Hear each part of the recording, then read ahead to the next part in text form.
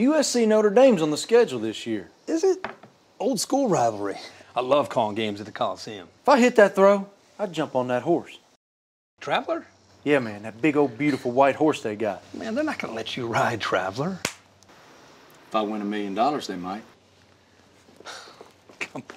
Enter at EckridgeFootball.com for your chance to win $1 million at the USC Notre Dame game. Fight home, baby.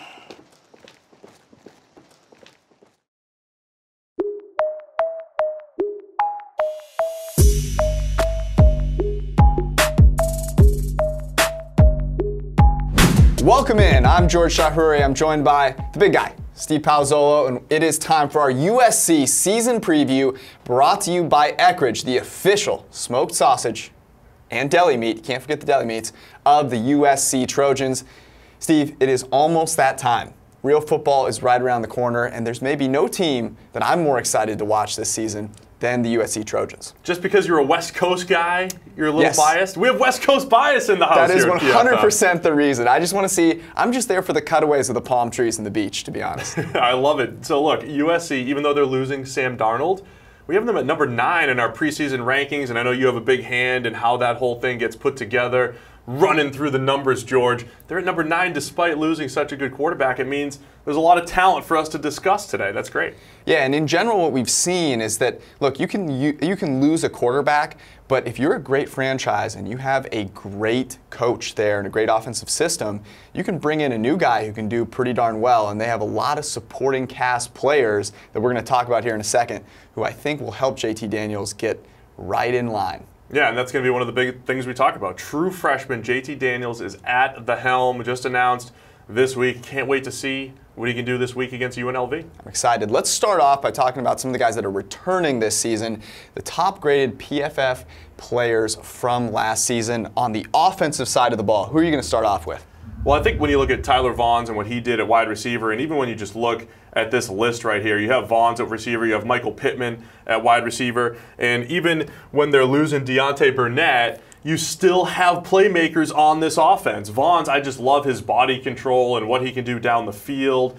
He was a big play threat, and Pittman averaging 17.6 yards per reception. I mean, that's huge. And then you see that there's a few offensive linemen on the list. You know, Chuma Edoga, who was their best offensive lineman last year, only allowed 6 pressures the entire season. I know the O-line wasn't great overall last year, but you give them another year, 4 starters returning, that should be a little bit better this season. That was my big question. We'll get to that in a second. Oh, yeah, but we'll get to it. I think the offensive line turning around could be big. Tyler Vaughns, you mentioned, 118.4 passer rating when he was targeted last year. So the guy can make plays. I think that sets up well for JT coming in. Let's move to the other side of the ball. The best returning players in terms of our PFF grade on defense for the Trojans. So you have guys like Ajene Harris, who's just got unbelievable slot covering ability. We know how valuable that is, George.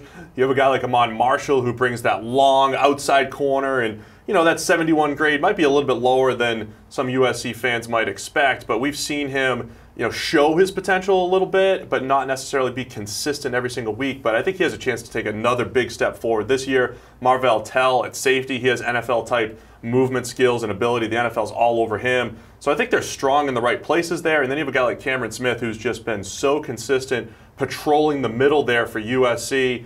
Excellent in the run game, always in the right place in coverage. I just like the experience they're bringing in that back 7. I couldn't agree more. One of the things that we look at is how important coverage ability is in terms of winning football games.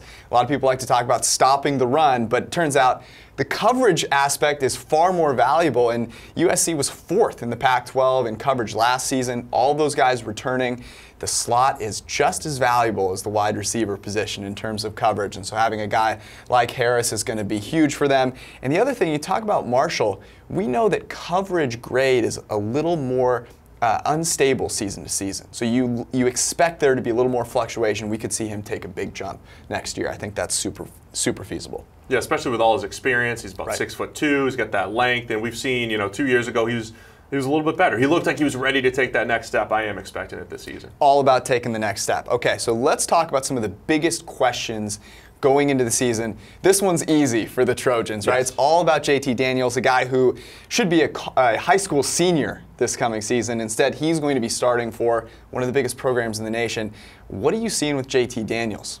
I think when you just see the little bit of high school tape that you can watch is this natural playmaking ability, a guy that has a little bit of athleticism but likes to make plays down the field and looks to throw. And then when you just hear the reports coming out of training camp and the scrimmages and how he was just so calm and had these, command of the offense and, for whatever it's worth, training camp stats, he was always right there among the other quarterbacks, if not better than the other quarterbacks in that department. So I think all the reports are strong, and like we mentioned before, if that supporting cast at receiver and if the O-line continues to gel, he's in a pretty good situation. So I think it's a matter of USC just, treating him like a freshman, helping him along. But man, some of that high school playmaking that we saw, some of the throws he was able to make, that bodes well for the future, I think. And, as good as Darnold was, he had some deficiencies last season, had the highest turnover-worthy play percentage in the Pac-12, right, which is very costly, had trouble with fumbles. So that could actually be something that JT Daniels improves upon. Right.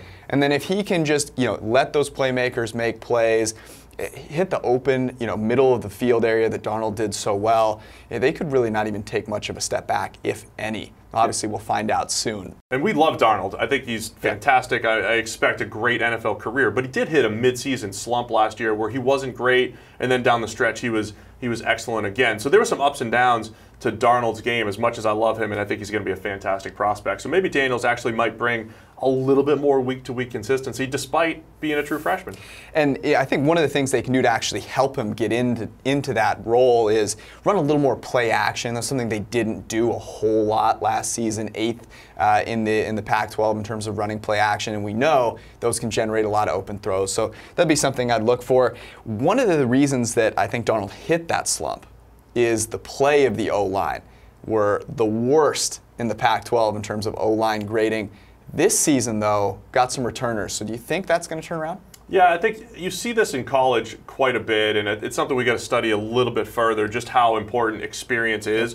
But I do know at the NFL level, offensive linemen tend to take bigger jumps forward than other positions. It's such a challenging position. Just from a physical standpoint, guys that play early in their college career as freshmen and sophomores, they're just not as physically developed. So a lot of times when you are returning 4 starters, even if they did struggle at times last year, you have a little bit of confidence that they'll get just a little bit better. I mentioned a guy like Edoga who was so good at tackle. So if a few other guys can improve next to him, I think it is a place where they can be a little bit better than they were last year. And again, just like they have to protect Daniels a little bit, do some things to protect the offensive line, keep him clean. Quick game, the play action you mentioned. Yep. It's just going to take a little bit more scheming, I think.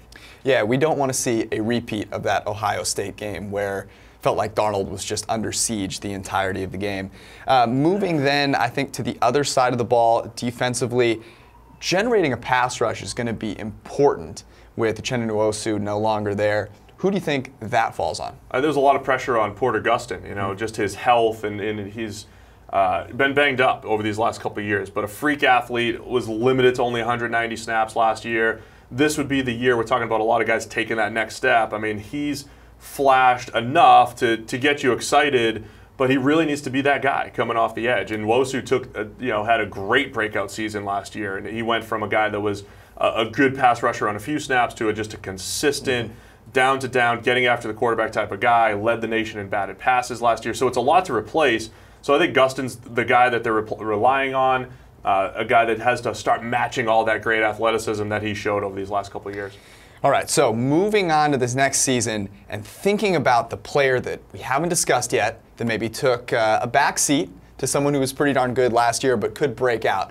Who's the player you're looking for to make a breakout this coming season? Yeah, sitting behind second-round pick Ronald Jones at running back. It was Stephen Carr, who was a true freshman last year. And when he did have an opportunity, he was a good runner, 5.6 yards per carry, but also over 11 yards per reception. So he was a guy that could make an impact in the pass game. He's an explosive, big play threat, and not just a guy that you're just going to throw screens to. We saw him run wheel routes and kind of be a favorite of Sam Darnold, too, when Darnold got into trouble. Made a few nice throws to him when under pressure, even down the field as well. So I expect Carr, especially the pass game, George. That's all that matters here. The pass game, Stephen Carr's the guy. Look, you don't need to convince me about that. One of the things that I love about Carr is, unlike Jones, he's not a no a non-factor in the passing Right. game. And that's just so huge. We see at the NFL level that the most valuable running backs are the ones that are generating value in the pass game. Alvin Kamara, Yep. David Johnson, Todd Gurley. Stephen Carr only ran 89 routes last season, but among running backs in the Pac-12 with 50 or more,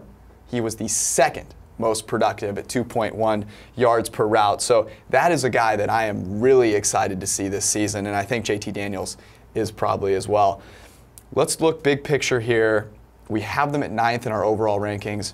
What's the ceiling for this SC team? Well, I think that you look at their strengths, and they're strong in the right areas. Everything we've talked about has been about playmakers at receiver, all of this talent coming back in the back seven. So it's going to be about JT Daniels and how comfortable they can make him early on in the season. We've seen true freshmen have, pretty solid years, when it comes to college football these days. It's not going to be I don't think he's going to win the Heisman or anything like that, but if you can get him comfortable early, getting the ball to the playmakers, trust that defense to play well in coverage. I mean, that's why they're number 9. Yep. So the ceiling is competing in the Pac-12. Everybody's saying it's Washington, but we have them very close in our rankings. It's not a slam dunk that it's Washington coming out of the Pac-12. So I think we could see another Pac-12 championship for the Trojans. We'll find out early on, right? They play Stanford, who's a really, really good team in week 2. That'll be a huge test, obviously, for JT Daniels. But I'll say this, they do not play Washington in the regular season.